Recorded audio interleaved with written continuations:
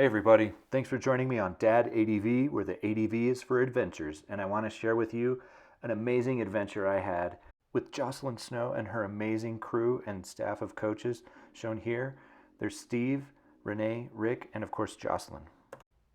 Our first day started out rainy, so we started with some clutch control exercises and some instruction under the shelter.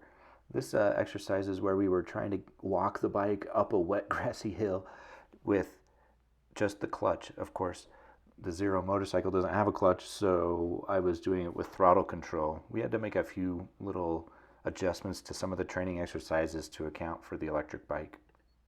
We spent some time riding circles and figure eights around these orange cones out in the grass. It was super helpful to have the coaches right there watching you almost your every turn, just to be able to give you that individualized, refined instruction that would help improve your technique. They would coach us on things like foot peg weighting, body positioning, bike leaning, arm positioning.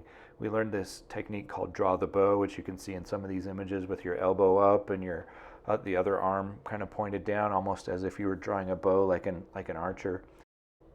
It really helped improve my confidence level just to be able to know that I was in control of the bike. I could make it do what I wanted it to do. I could make it turn where I wanted it to turn, and not the other way around.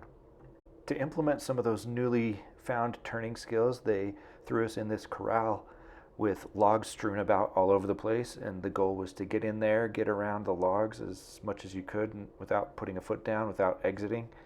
And once you got good enough at it, they would actually throw another rider in there with you that you'd have to dodge while you're also dodging the logs. Next up was roping the barrel. This was a lot of fun and a good skill building exercise. You ride up one-handed, grab the rope, and start doing slow speed turning around the barrel, trying to keep the rope as taut as possible. The neatest thing about this one was actually not my experience. It was watching one of my buddies there who had trouble with this over and over. As many times as he tried it, just wasn't able to complete it. Until the next day, actually one of the coaches pulled him aside, worked on some specific turns, and gave some individualized coaching, and then he came back and nailed this, and his other turns in the grass and on the enduro rides that we did was just night and day improved. He was like a totally different rider. So shout out to Scott for persisting and working so hard at that. And I really do think it's a testament to the excellent coaching, the ability of those guys to look and perceive what needs to be worked on and to help each individual work on it in a way that helps them progress their riding. We worked on riding these skinnies and doing some balancing exercises. It started off with these boards that were just on the dirt that were, real easy, but it became obvious pretty quickly that if you didn't have the right line of sight, you were not going to be able to make it on these taller obstacles that were a little bit more elevated off the ground, especially this one coming up here where it was basically a telephone pole and it was rounded most of the way over. We also worked on this narrow in between two poles, and man, that one was easy if you happened to not rub up against the poles, but if you hit the poles, it became real easy to lose control, and the technique that they taught us really helped a lot there. There were a few other fun obstacles in here, nothing too crazy, but just things that were, I think, designed to really just put you a little bit out of your comfort zone. This rock garden was pretty tricky for me. I just couldn't get used to the feeling of that bike bouncing around side to side and up and down. I nearly dropped it a couple of times. They had these sand pits and gravel pits that I found super helpful just because I haven't ridden a lot in sand or gravel. The DSRX has a built-in off-road mode for traction control, and I found that this mode just did not allow enough wheel spin to be able to make good progress through deep sand and gravel, so I had to turn the traction control completely off to really get through this effectively. The coaching of keeping your head up, your weight back, and not allowing brake dive really helped build confidence in this kind of terrain. So they had a bunch of these really cool wooden and tire structures that were a lot of fun to go over, and it did require a little bit of technique about body positioning, but to be honest, these obstacles for me were more about breathing it down, allowing the bike to do what it's built to do, and getting out of your head. And it was more of a mental game of dominating the obstacle and not letting it dominate you.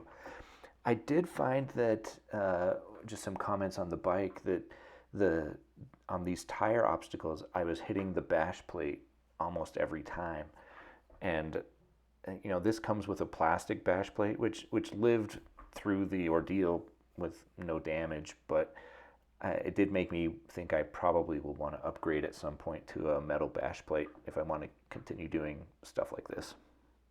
And then there's the teeter-totter, which in addition to being pretty disorienting is really just a timing exercise to allow the teeter-totter to drop before you drive off the other end.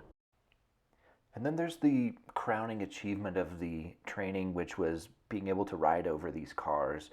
So there's a single car and then a row of 2 cars that you could ride over. And to be honest, if we were riding over piles of dirt that were the same shape, it would have been like no big deal. But the concept of riding over a car really just kind of messes with your head a little bit. And I think that's kind of the point of the entire training. When I first got this bike, this Zero, I was afraid of it. I dropped it in the driveway. It's this 550-pound machine. I've ridden mountain bikes and a little bit of dirt bikes, lightweight stuff, but I didn't want this 550-pound behemoth. I didn't know if I could ride it in the dirt. And that's really what this training gave me, was confidence. Confidence to be able to operate the bike, know what techniques to use so I can work on them on my own. And that's what I got from Jocelin and the amazing team of coaches there. So money well spent and an experience that I'll remember forever.